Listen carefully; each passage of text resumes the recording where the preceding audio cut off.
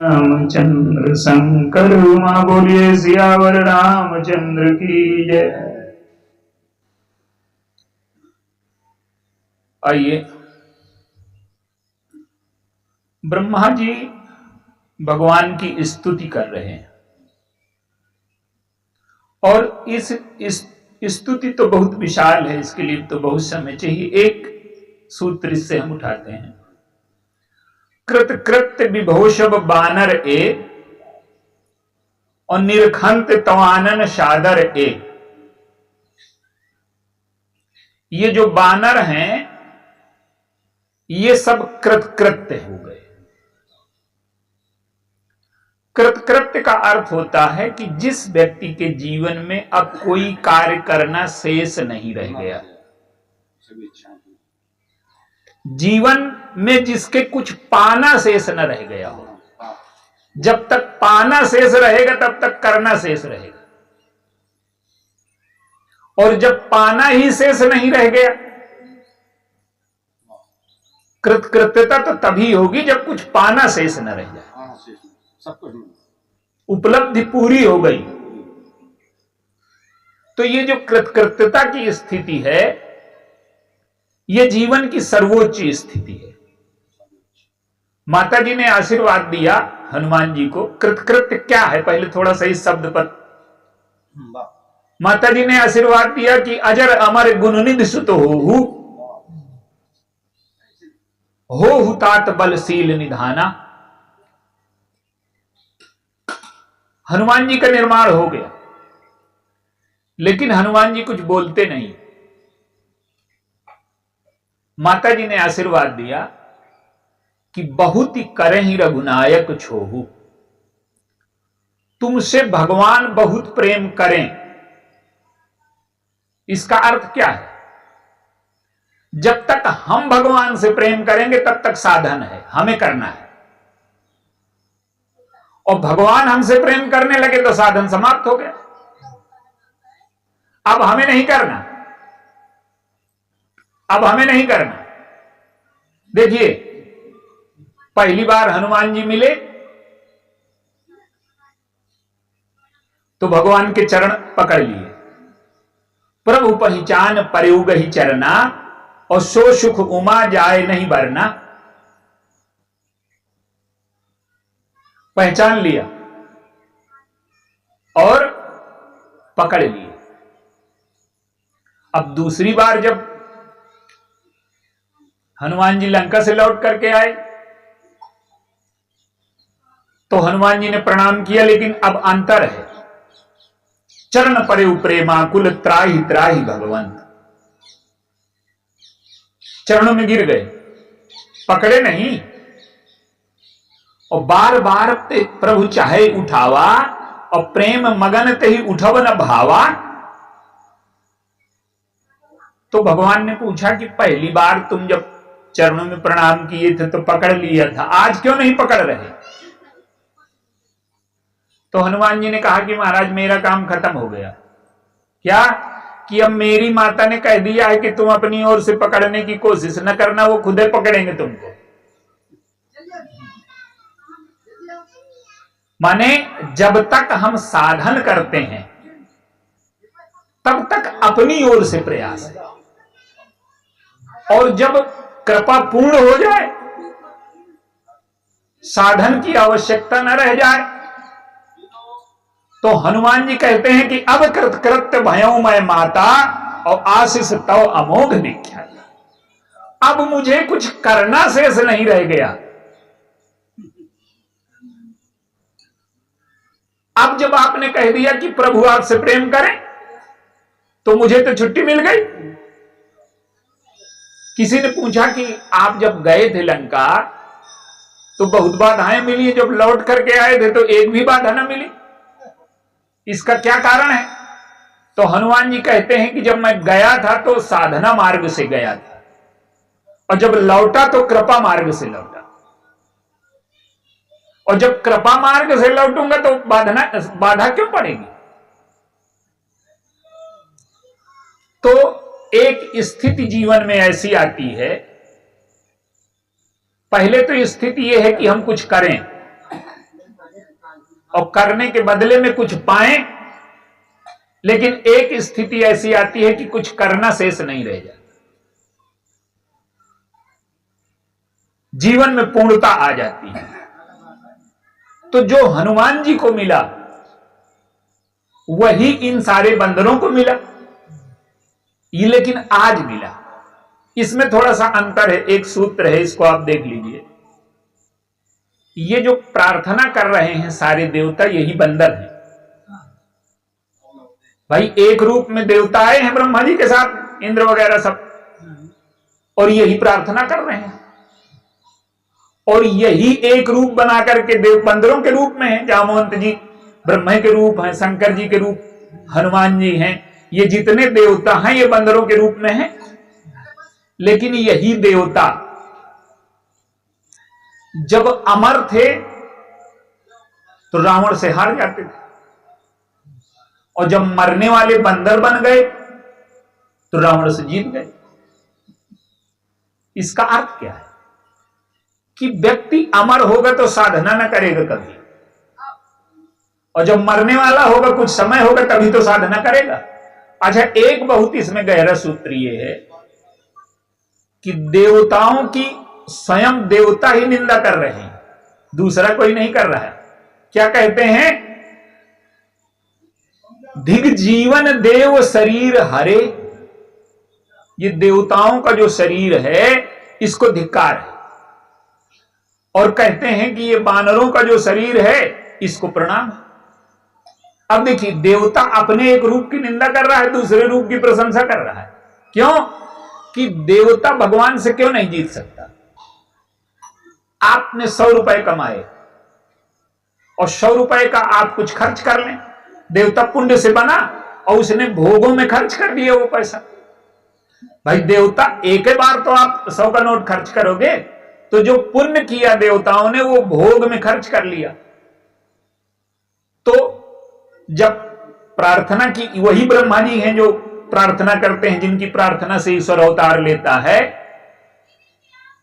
तो ईश्वर ने कह दिया कि तुम ही लागे धरी हो नरबेसा, जन डर पहुस मुनि सिद्ध सुरेशा, तुम जाओ। ये नहीं कहा कि जाओ। तो अब सारे देवता चल पड़े। तो ब्रह्मा जी ने कहा कि कहां जा रहे हो? तो देवताओं ने कहा कि ईश्वर ने तो कह दिया कि मैं अवतार लूंगा, अब रावण को मारूंगा, हमें क्या करना है? तो ब्रह्मा जी ने कहा कि तुमने जो आकाशवाणी सुनी है वो आधी रामायण है, आधी तुमको बनानी है। आधी रामायण क्या है? कि नारद बचन सत्य सब करी हो और परम शक्ति समेत अवतरी हो। तो नारद बचन तो ये है कि आधा तो नारद बचन ये है कि बंचे मोहि जवन धरि देहा शैतन धरहु श्राप मम एह, तो आधा तो हो गया नारद बचन।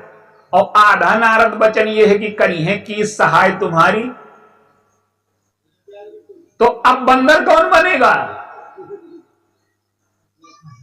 भाई बंदर, ईश्वर जब नर बन रहा है तो देवता बानर बने, तभी तो रामायण पूरी होगी, क्योंकि उसने आधी रामायण बताई है। तो अब देखिए, देवताओं में परिवर्तन आता है। पहले वो दिव्य शरीर में है, पर भोगों के लिए वो शरीर है। जो भोगों के लिए शरीर है वो कभी साधना नहीं कर सकता। ये देवताओं की बात नहीं, ये हम लोगों की बात है। जीवन में साधना कब शुरू होगी? जब भोग कड़वे लगने लगे। अगर भोग मीठे लगते हैं, कभी व्यक्ति साधना में जाएगा ही नहीं। गोस्वामी जी से भगवान ने पूछा कि तुम्हारे ऊपर कृपा करूं तो कैसे करूं बताओ। तो गोस्वामी जी कहते हैं कि महाराज, जितने अच्छे भोग लगते हैं उतने ही अच्छे जब आप लगने लगो, तब मैं मानूंगा कि आपने कृपा कर दी। तो जो व्यक्ति भोगों में लगा है वो साधना की ओर जाएगा ही नहीं। आप देखिए जीवन का क्रम क्या है। दशरथ जी के यहां आए विश्वामित्र जी, तो कहते हैं हर्षित होकर के दो।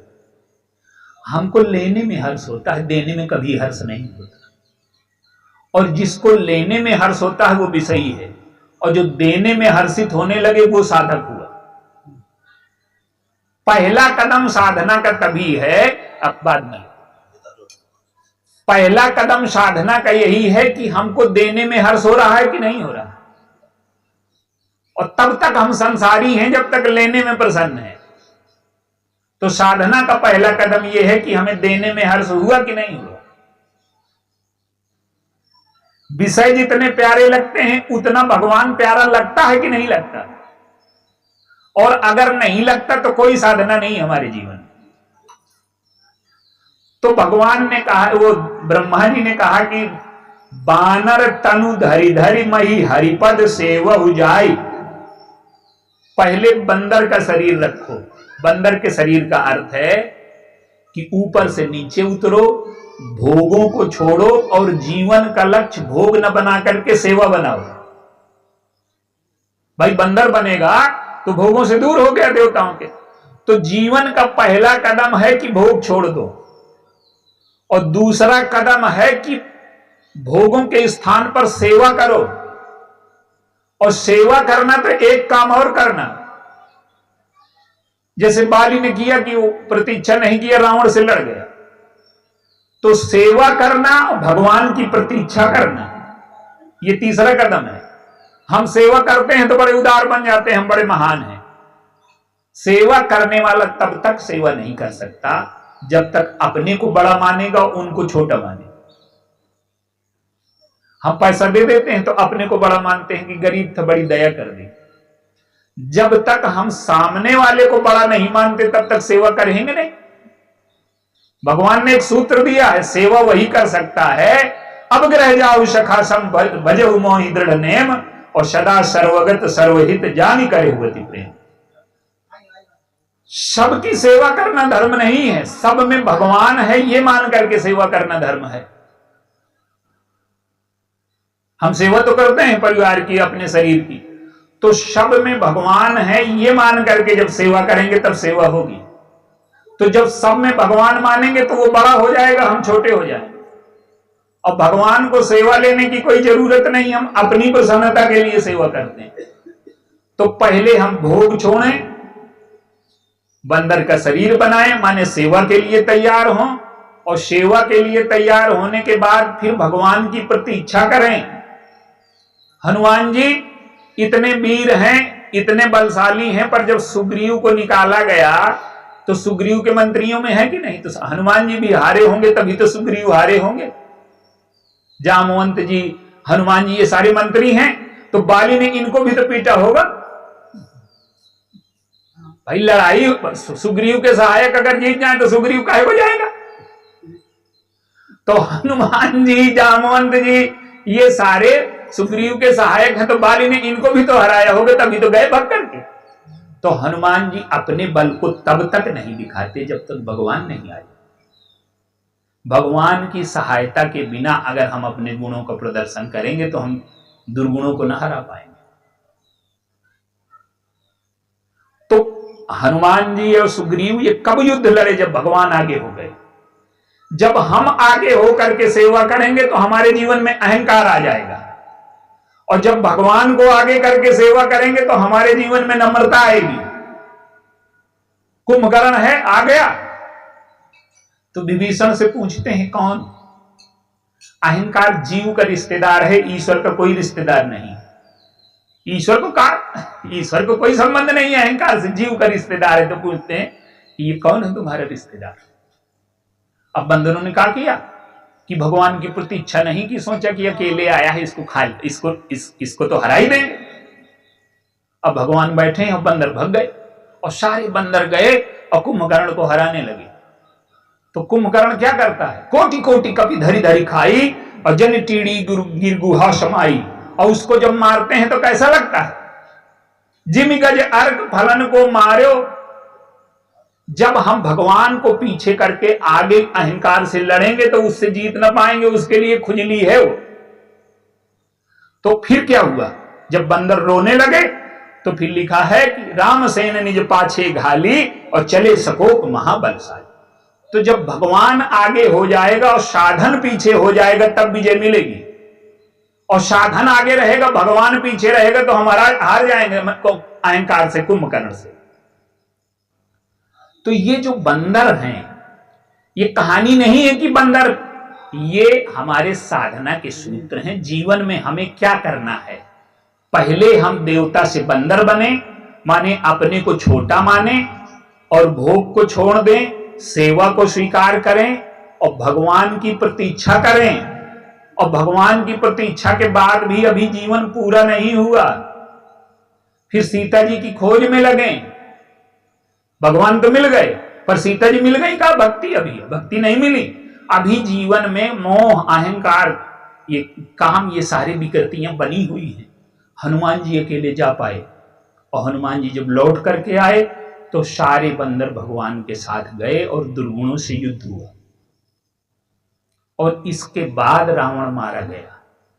और जब रावण मार दिया गया, शंकर देखिए यहां दो तरह की वंदनाएं आपको मिलेंगी। सारे देवताएं तो वंदना की रामायण दो तरह से पढ़ते हैं लोग, एक देवताओं की तरह से, एक शंकर जी की तरह से। शंकर जी देवताओं की रामायण क्या है कि रावण मारा गया, अब बड़ा प्रसन्नता है। और शंकर जी आए तो कहते हैं कि महाराज रावण नहीं मारा गया, हमारे अंदर का तो रावण जिंदा है भी। क्या कहते हैं शंकर जी कि हमारी रक्षा करो। किससे रक्षा करें?